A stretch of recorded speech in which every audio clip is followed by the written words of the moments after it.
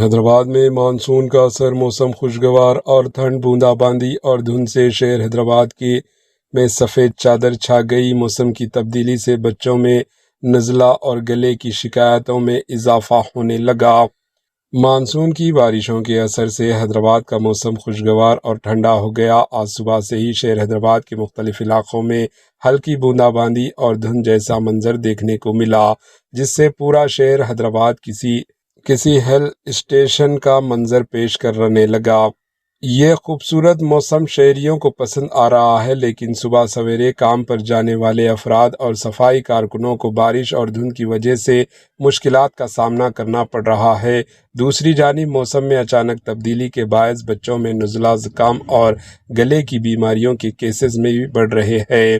ماہرین صحت نے والدین کو مشورہ دیا کہ بچوں کو بارش میں بھیگنے سے بچائیں اور ٹھنڈی اشیاء کے استعمال میں احتیاط کریں۔ محکمہ موسمیات کے مطابق آئندہ چند روز تک شہر حیدرآباد میں ہلکی سے درمیانی بارش کا سلسلہ جاری رہنے کا امکان ہے۔ Bureau report, AHN news.